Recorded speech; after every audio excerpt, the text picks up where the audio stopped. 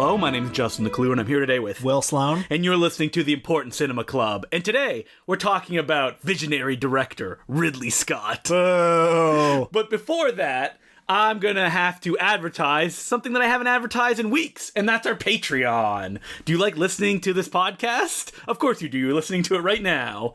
And wouldn't you want to hear more of me and Will every week? You can hear about some of the important topics of our day, like Kung Pao, Enter the Fist. We did Hot Fuzz. This week we did Fire Walk With Me. And it's only $5, and you get 4 episodes every month. That's a whole new episode every week. I usually post them when I post the weekly ones as well. Help Justin pay his bills. Exactly. Help me pay my bills, please.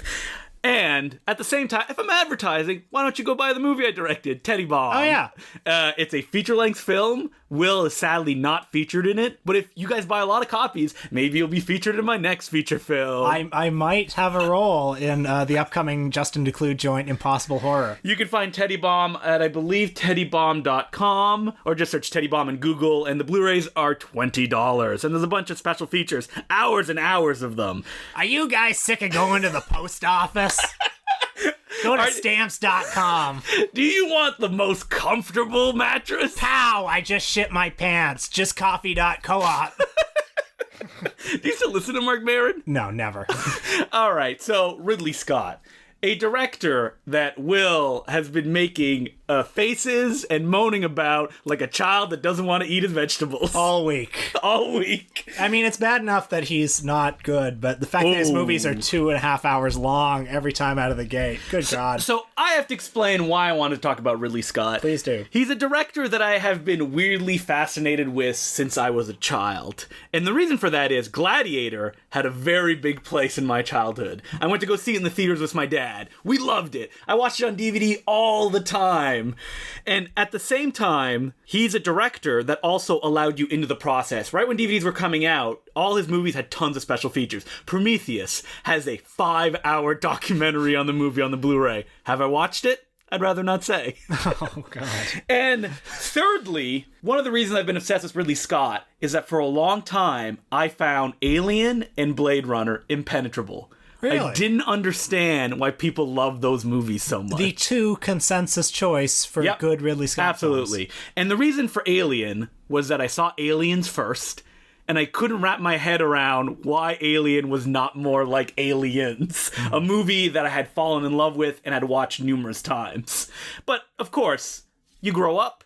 Alien is a masterpiece. It's a great haunted house movie on a spaceship. Mm-hmm. Yeah, of course, it's great. Blade Runner, on the other hand, is a movie I still can't get into. Really? You don't like the atmosphere of Blade Runner, the beautiful... Love the atmosphere and the visual opulence of Blade Runner. The big problem I have with Blade Runner is its story, and especially Harrison Ford in its center, who is a giant weenie that I hate with a passion. You aren't fascinated by these questions about what it means to be human? Yeah, that's fine, but that has nothing to do with Harrison Ford. Harrison Ford is a character who shoots women in the back and is terrible at his job. Okay. I mean, you don't have to like the character, but that's fine, but the movie portrays it in a way that, like, this is the cool guy that you love.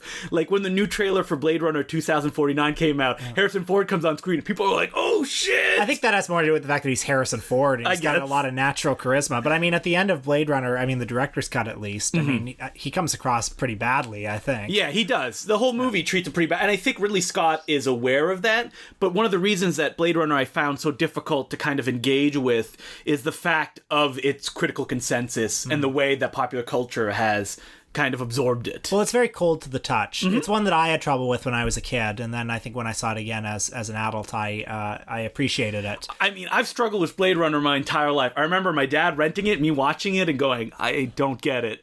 Buying it on VHS from Radio Shack, the director's cut, watching it and going, I don't get it. Did you watch all 5 versions of it? Maybe I did. I actually like the version with Harrison Ford's deadpan narration. And, you know, the movie if you look into its history, there's a great book called, I think it's Future Noir, which is about the making of Blade Runner. And Harrison Ford did not want to be in that movie. And I think you see it in his performance. Interesting. Yeah. Yeah, like he had to be wrangled out of his trailer to do his You scene. also see that in all of his performances since about 1985, I want to say. I would absolutely agree. Yeah. But other than Alien and Blade Runner, which we'll probably get back a little bit to later, because, hint, we're going to talk about Alien Covenant. Ridley Scott is a filmmaker that all of his films have a kind of feeling that I struggle with when I watch. A boredom, if you will. A lead-footed quality. So for people that don't know, Ridley Scott got his start making commercials. He worked for years and years in that. Still owns a commercial company with his family members. His children direct commercials. And then he ended up making his first picture, The Duelist, which we both watched for this podcast. Yeah, I liked it enough. It's the kind of movie I was thinking about while watching it that, you know, if it were like 1980 or whatever and I'd seen The Duelist, Alien, and Blade Runner, I would have high hopes for this filmmaker. Yeah, I would have said that I love The Duelist before I told you to watch it last week, but then watching it again... So it's the story of two lieutenants in Napoleon's army, or lieutenants, pardon me, I should... Oh, geez, get it right. What country am I in, right? Two lieutenants in Napoleon's army who have a decades-long feud over a perceived insult. Harvey Keitel and Keith Carradine. It's mostly Harvey Keitel who's inciting the long feud, and they have, 4 or 5 duels? Yeah, 5 duels. Over the years, and it's all a matter of honor. And, you know, the movie is very influenced, one might even say derivative, of Barry Lyndon from 2 years earlier, both in the visual style and in the fact that it's a story of two very small, very shallow, and stupid men set against a grand historical backdrop. Well, and where Barry Lyndon is epic in scope and stuff like that, The Duelist looks like that as well, but it's also more of a music video aesthetic. Yeah. But like Ryan O'Neal in the middle of Barry Lyndon is this cipher. He's this like pathetic guy, and these guys also. I mean, I think they're pathetic. Yeah, they I don't know if absolutely Ridley are. Scott feels the same way. Yeah. The issue with the film is that it's a story of two men that never change. Yeah. So what you're seeing is just them dueling over and over again for absolutely no reason. And for a film of such massive scope, its scope also seems so narrow. Mm-hmm. I mean, I don't know, like, I had trouble just getting invested in these guys. Yeah, I absolutely did as well watching it this time. It looks amazing. And though. the actual duels are super engaging. Oh, yeah. Like, if you showed the clip to someone, you'd be like, whoa, I want to know the story behind that and the passions that are fueling both men. But those passions, in the context of The Duelists, is nothing. I also, frankly, don't think the movie was well served by the two lead actors. You know, Harvey Keitel, great actor. I love him. I was very distracted by the New York accent. Are you one of those Last Temptation of Christ? Like, can't take Harvey Keitel in that. I like him in that, although he is a little distracting in that, too. Keith Carradine, you know, what can you say? He's Keith Carradine. Well, I think that Ridley definitely wanted to put modern actors in this kind of stodgy story. Like, this ain't your grandpa's Joseph Conrad adaptation. Mm-hmm. But at the same time, like you said, it is a little bit distancing in what's going on. If anything, I kind of wish the movie were a little funnier, like Barry Lyndon is. Mm-hmm. Like, if it poked a little more at the absurdity of the situation. Yeah, absolutely. But, I mean, the movie is an amazing technical achievement, as I would say most movies. Of Sir Ridley's movies are, even the ones I don't like. So atmospherically, it works perfectly, but the story he's trying to tell is not that compelling. There's not very strong character work, and the suspense is inherent in the scene, not the entire film, which is basically the summary of Ridley Scott's entire career. So I'm surprised that Ridley Scott holds the place that he holds in society. I mean, he's one of the few directors that everyone, even men on the street, know by name.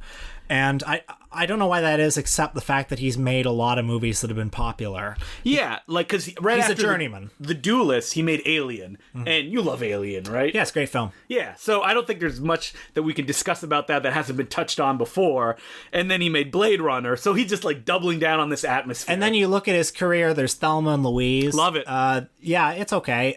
There's Gladiator, The Martian, Black Hawk Down, movie after movie, or even something like Hannibal, which has been forgotten to the sands of time, but which was very big at the time.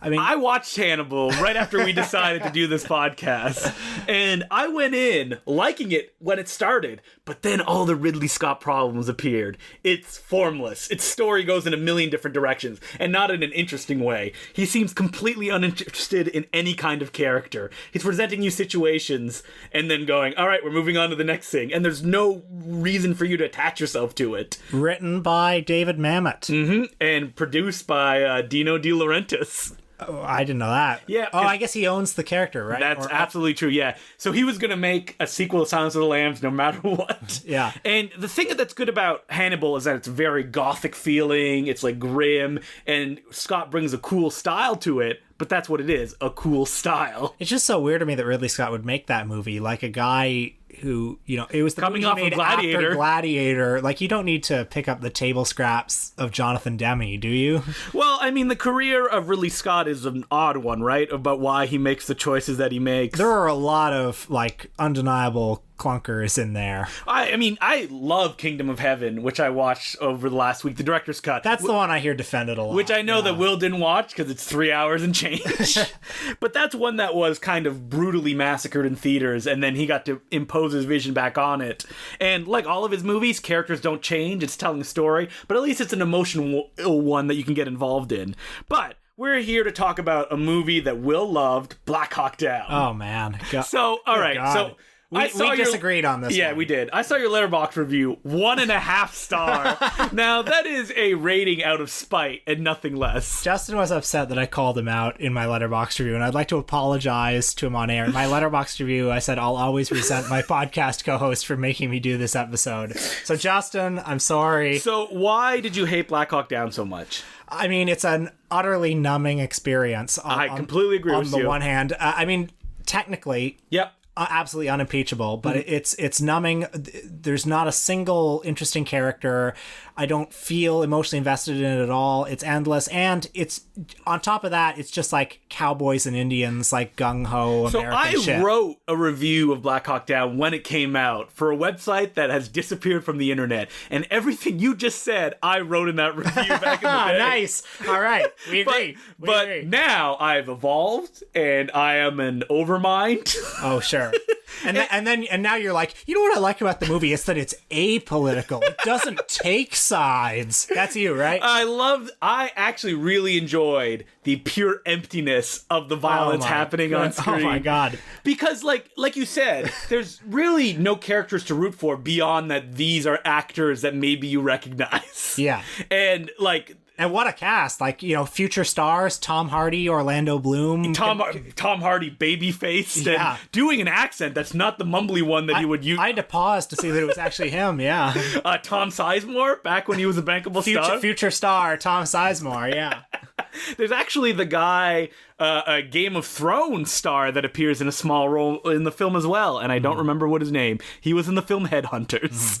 Visually, it's probably his most Tony Scott-like movie. It's hard for me to view this movie without viewing it in the prism of the next 15 years of American foreign policy. Oh, come on. No, yeah, I'm going for it. And, jeez. And listen, can't you just separate the context that it was made from? No, because by doing that, you are supporting the status quo. And basically, this movie puts forward the idea that, listen, we got a great military, we got the best soldiers in the world, and what's great about these soldiers is they don't ask any questions about why they're going into battle. Yeah, see, that's not the way that I saw it. They go into battle, and then also, on top of that, it presents this view of the rest of the world that's like, well, we got the greatest soldiers in the world, and if they can't fix the rest of the world, that's the rest of the world's fault because they're just too fucking savage for us to do anything about. Yeah, that's not the way I read it as civilized. Well, for me, the mission that they do in Black Hawk Down is pointless. It doesn't even get brought up once it happens, right? This whole conflict means nothing. Right. And these men trapped in the situation are just guys. They're given the basest definition across the board. Right, but we're supposed to think they're great. We're supposed to think they're great. We? Yeah, I think we are.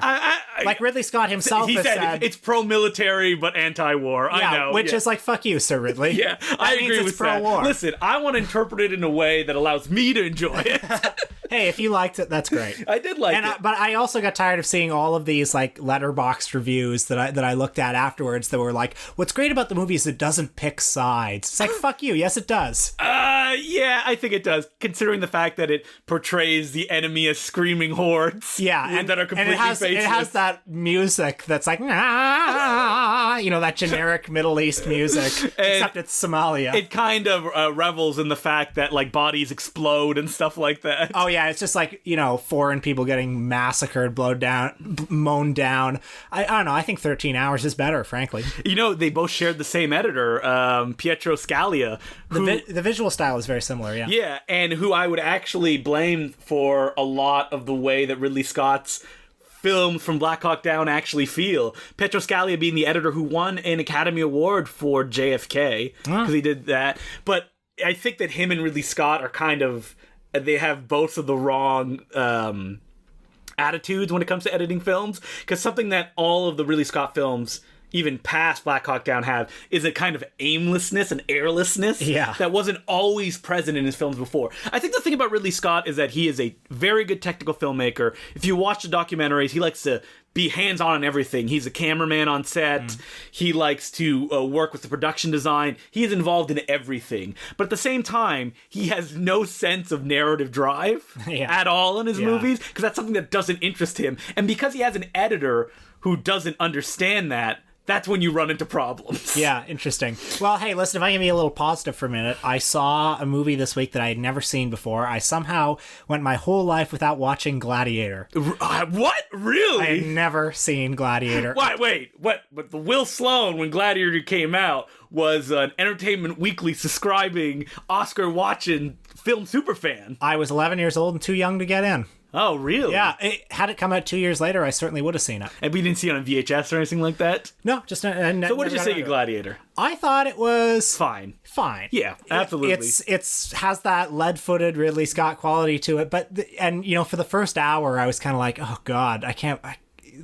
move it along. But then once the story started where he's like, it's mano a mano with him and Joaquin Phoenix in the court, I was kind of into it. Like, I think I like Ridley Scott most when he's sort of an exploitation filmmaker. I agree with you. I think that Ridley Scott is the best when he's tackling a genre and doing that genre in whichever way that he wants to do it, whether it be a haunted house with Alien or Gladiator, where it's just a Steve Reeves Gladiator film that happens to be done in the Ridley Scott style. Yeah, and it's got, an amazing battle scene at the beginning, and it's got good actors. I know this was Russell Crowe's Academy Award winning performance. I think he's a little wooden in it, but he's wooden in like a good way. Steve Reeves way. Yeah, like he's a square-jawed hero who has no flaws and does not change. And I think Joaquin Phoenix is the perfect foil for it.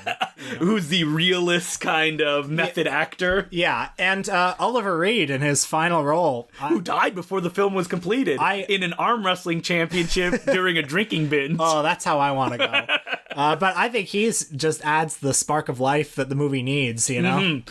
And after Gladiator, that was Hannibal and Black Hawk Down. But the thing that actually really wanted me to do a Ridley Scott episode as well is that I don't understand recently this kind of feverish fandom that people have given his work. And by that I mean Prometheus and the Alien Covenant. Yeah. Because after Gladiator, it's shaky, right? You got Kingdom of Heaven, which I like, A Good Year, which I haven't seen, but is not critically held in very high esteem, American Gangster, Body of Lies, Robin Hood, films that have been forgotten to the sands of time because, they're just unmemorable. I watched Robin Hood last week. Oh, God. It's bad. It's one of those movies that you watch and go, why does this exist? Yeah. You're not giving me anything new or anything that you haven't done before. It's 2 hours long. It feels like a film made by a man who's been in the industry for a long time and feels the need to make movies because that's what he does. Yeah, I feel that way about like Ron Howard, It's like there's this class of guys, and what I want to say to them is like, why not just garden instead? Yeah, like you've done it. Yeah. Like you have films that are considered classics. Unless you have stories you want to tell, like The Counselor, which I feel was very close to Ridley Scott. That's such an outlier in his body of work, isn't it? I mean, I think it had a $25 million budget, which is probably less than anything else he's done in the last 15 years. And it's composed of actors just monologuing to each other. How do you feel about The Counselor? I really like The Counselor. Watched it a few days ago. Yeah, Listen, I got physically ill, and I sat in bed and watched like 6 Ridley Scott films in a row. I don't know. I think The Counselor, I know people are it's a very divisive movie. I probably fall somewhere in the middle on it, but leaning positive. Well, it's a very miserable film experience, right? I mean, it's kind of kooky in that Cormac McCarthy way, and it has a lot of fun performances in it. It has a lot of scenes that I remember fondly, like the car sex scene. It's also a small film. Yeah. Like its story it's trying to tell could be summed up in a short story, but it's the way that the actors kind of chew on the dialogue, whether it be Bruno Gantz having a big monologue to Michael Fassbender, or even Javier Bardem just going on and on and on about crazy stuff that's not related to the plot at all. Yeah, like Cormac McCarthy's one of those writers like David Mamet where you enjoy hearing the words come out of certain actors' mouths. I wonder what the movie would have been like if the Coen brothers directed it. Were they ever supposed to direct it? No, but imagine if they did. Yeah, it would be completely different. Yeah, I think it would have had a certain lighter touch to it. But I think that what you can also see in The Counselor is something that's been happening a lot to Ridley Scott's film, is that it's a very clean film, like shot on digital. It's missing kind of the textures that you would get with his early work, whether that is just literally smoke on screen, as I noticed during a scene in Black Rain, the Michael Douglas film, where it looked like everything was on fire indoors. And this is something I really miss in his movies, because we saw Alien Covenant a few days ago, and the movie looks perfect, but it looks perfect in the way that like an iPad looks perfect. All right, let's throw down to the people who probably clicked on this episode because they went, I love Ridley Scott. I hope these guys are finally going to raise up his critical reputation. So Prometheus, bad movie. Bad movie. Yeah, real boring. bad. I can't remember a single thing about it, though. I've seen it 3 or 4 times. Okay. Mostly because people have come to me and gone, man, it's great. And I go, maybe I'm wrong. Let me give it another chance. That bridge has sailed. Like, I'm not going to watch Prometheus anymore unless someone wants to sit down who loves the movie and we'll watch it together. But Alien Covenant, I think, is an even more dispiriting film. Oh, I absolutely agree. I'd watch Prometheus again before I'd watch Alien Covenant. Because it's just a retread of the first Alien movie, but without any texture or character, or like there are a dozen characters in this film, and as we were watching, we kept leaning to each other being like, who the hell is this? And he's just recycling beats that he's done before, but just worse. Kind of boring, and the movie has this sterile antiseptic quality to it. Like the images look too perfect, you know? What would you say to people who say, Alien Covenant, it's not about the alien anymore. Now it's about Michael Fassbender being an artist. He's Frankenstein himself, creating his own monsters. I mean, I think it's just like banal shit that we've seen in a million other movies. Like we've seen Sir Ridley do it better in Blade Runner, this idea about what does it mean to be human. That's the thing that I don't understand, is that there's this group of people who have taken Prometheus and Alien Covenant and are fighting so hard to let you know how much they think it's great. Okay, I also think one reason why Ridley Scott has such a following is because he made certain movies that came out when a certain type of male was like, 13, 14, and was very important to people who are 13 and 14. So like Gladiator, Black Hawk Down, these are movies that young teenage boys see, and it's like... Or even Alien or Blade Runner. Yeah, and then they catch up on those, and it's like he made movies during those early 2000s years about like strong men standing. It's the same reason that like these same sorts of boys grew up and started to like Christopher Nolan movies. Strong men standing up against an unjust status quo or something like that. So they're the types of stories that get the types of audience who passionately identify with and respond to them. And why Alien? That's what I don't understand. Like, these people who are falling over themselves to defend Alien Covenant, like, they weren't there for Exodus. No. Like, then why this particular movie? Well, I don't know why. I think it's maybe because they're really invested in the Alien brand. Also, like, I guess maybe they think that like these alien movies have been sold kind of as, oh, the master creator, the guy who created this comes back, and like these are the same sorts of people who invest a lot in David Fincher or Stanley Kubrick. Do you think that they believe that if these films fail, that it devalues the previous attempt? I think so, because like like with Kubrick and with Fincher and with people like that, not to equate Kubrick and Fincher, but like they're guys who part of their brand is being like the master strategist behind. Like they know everything that's going on. And I think, you know, Sir Ridley kind of also cultivates a little bit of this for himself too, right? Like, I've seen people defend passionately the twist ending of Alien Covenant, which is the dumbest twist ending in the world. The dumbest twist ending that anyone can see 20 minutes. But, like, they're like, oh, he knows that you know what's coming. No, he doesn't. He doesn't. Which ends with the most ridiculous line ever. Don't let the bedbugs bite. Alien Covenant has a kung fu scene in the middle of the movie. I loved that. Yeah, me too. You know, the only 10 minutes of the movie that I really liked were basically... When it gets violent? When it becomes like a full-on Roger Corman Alien ripoff towards the end. That was fun. Even though that when I leaned over and went, hey, it's like Roger Corman's producing, you went, Roger Corman would show more stuff. Well, okay, I said that because there was a shower scene where you didn't see any boobs, and frankly, I think I can be forgiven for wanting to see some boobs in a movie like this. So right there, the people writing passionate emails to us about how much they love Ridley Scott wrote boobs and underlined it underneath Will Sloan. I think this is something where me and the Ridley Scott fans can agree, you know? Let's get some boobs in here. But at the end of the day, the thing that is really the struggling block with Ridley Scott and the Prometheus and Alien Covenant films is they're not suspenseful at all. Yeah. Like, on any level, you don't even need great characters if you want to craft a suspenseful film. Even Gladiator isn't suspenseful. No. You know exactly where it's going. Exactly. Yeah. So I think that's the one thing that, like, it'd be interesting if Ridley Scott did go down a pathway of making more films like The Counselor, applying his visual style to stories that he hasn't told before, and just going, like, all out. And yet, he seems hell-bent on doing this Alien cinematic universe. He says he wants to do 2 more. He is going to die on the set of an Alien film. And I don't understand this, because it's not like he's like some 35-year-old director who's made a couple of splashes at Sundance and has been given the keys to the Alien universe. He's no Jean-Pierre Jeunet. Yeah, like, why? Why do this? You've already proven yourself. And, like, Prometheus was his attempt to make a big-budget science fiction film without involving the alien. But Alien Covenant, he's like, yeah, I guess this is what you want. This is what I'm gonna make. Yeah, and he's 80. Yeah. This is how you want to spend your twilight years?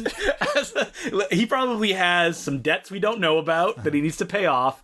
And like you said, he doesn't want a garden. Doesn't like it. Yeah.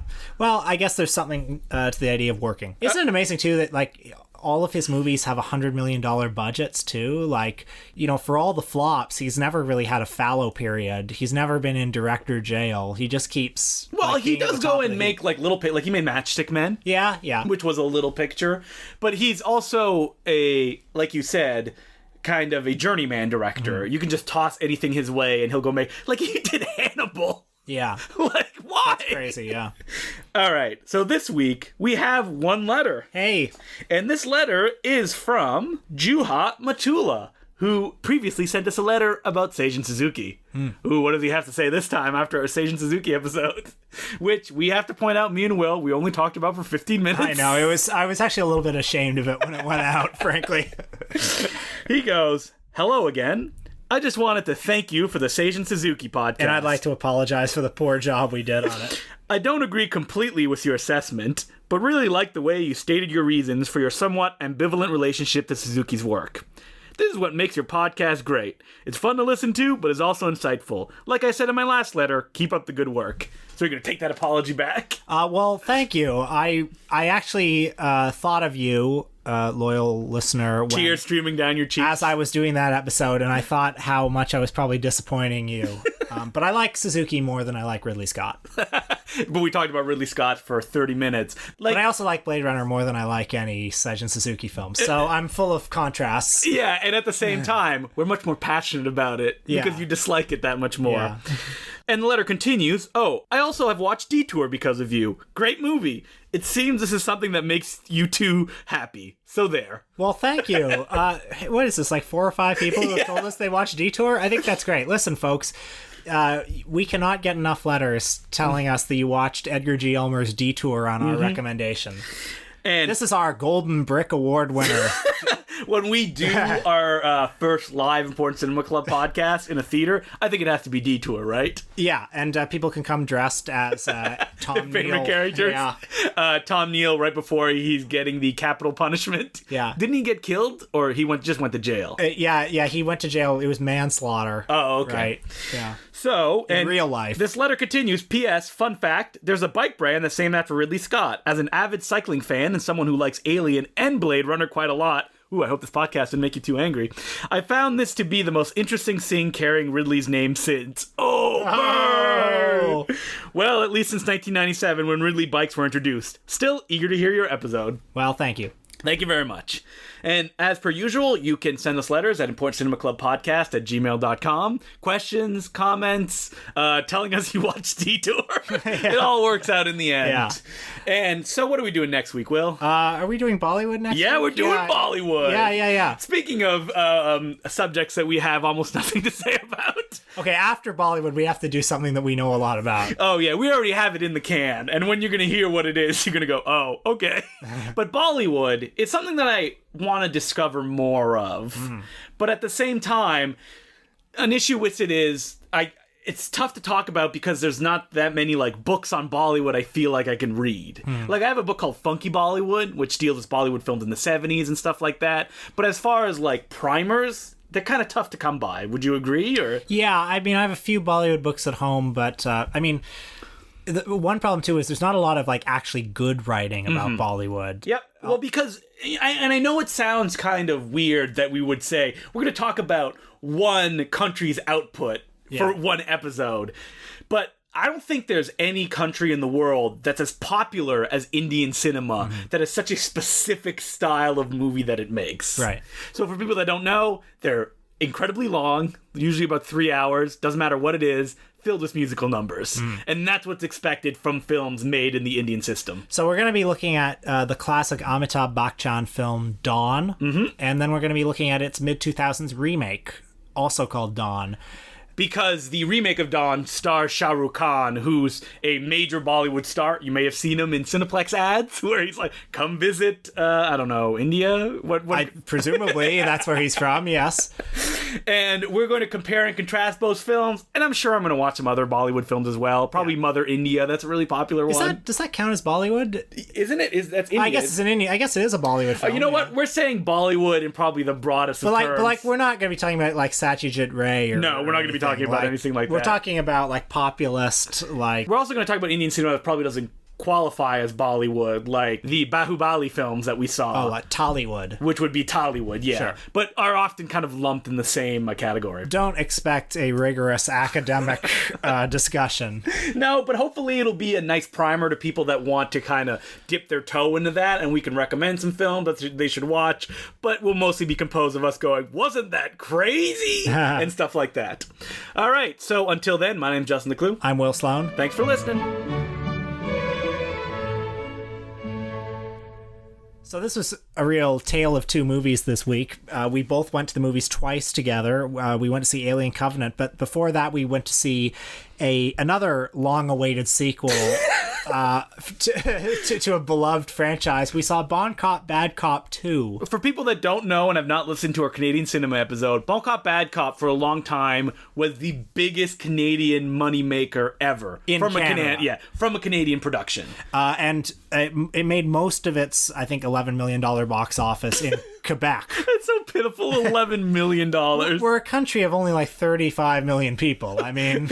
And you would have expected that a sequel would have followed right on its heels with Colin Feore and Patrick Huard playing the two cops from two different sides of Canada. One of them who speaks French, one of them who speaks English.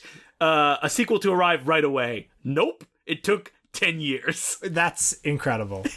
Like, what is going on there? Was it just like infighting about money? That could have been what happened, Maybe. right? I mean, Patrick Huard is a massive star in Quebec, which is amazing to me, first of all, because Quebec has a population of 8.1 million people, and yet they're able to sustain a thriving film industry and just a thriving media industry. They have talk shows. Yeah, and there's no kind of penetration into other countries, or like in English-speaking Canada, there's no crossover of Quebec films. Right. Like you don't hear people really talking about and that. Quebec films don't really get sent to France very much, and because they're very culturally specific. and also, people from France don't make it big in Quebec either, because they want to hear people with Quebecois accents. Yeah, exactly. There's like a strong cultural chauvinism there too. But we did talk about walking away from the theater, about that kind of reflects the way that Hong Kong was when they had their own film industry. Because also they had a population of maybe 8 million people. And they had a huge thriving industry, but there was a little bit more of international distribution when it came to Hong Kong films, as opposed to Quebec films. But Patrick Huard is maybe the biggest star in Quebec. He was in Starbuck, which was later remade by Vince Vaughn as the delivery man. I think it was directed by the same director who just remade his own film Shot for Shot. He starred in Les Boys, which was the previous record holder, and he was in Xavier Dolan's Mommy. And Colin Feore, famous Shakespearean actor, performs at Stratford a lot. He was Trudeau in the famous Trudeau miniseries. So they finally, these two titans coming back head to head for Bad Cop, Bad Cop 2. A film that, let's be honest, me and Will were not excited for in the slightest. We saw it because we were originally going to do it as the premium episode, but then we had the brighter idea to do Twin Peaks. So we went in going, Bad Cop, Bad Cop 1 is fairly enjoyable. It's competent in what it does. Yeah, I mean, it's hacky, but it follows the Rush Hour template. Yeah, it's stylish enough. Like, what happens in it has kind of gone out of my memory. But, like, the two guys work well together. Yeah, they have a good chemistry. Yeah. And now, brought back 10 years later, in a script written by Patrick Huard, sole credited writer, this movie is god-awful. One of the worst things I've ever seen in a theater. Like, me and Will sat there, just completely befuddled, staring at the screen, surrounded by the laughter of two people. Oh yeah, we had the Grindhouse experience. We had people in the row behind us, like literally talking back to the screen, and like not ironically, it's like in one scene the villain beats up a guy, and the woman behind us said, "What a jerk!" Yeah, and the guy across from me was cackling like he was watching like the funniest film in the world. Yeah, I get accused a lot of saying a film has no jokes.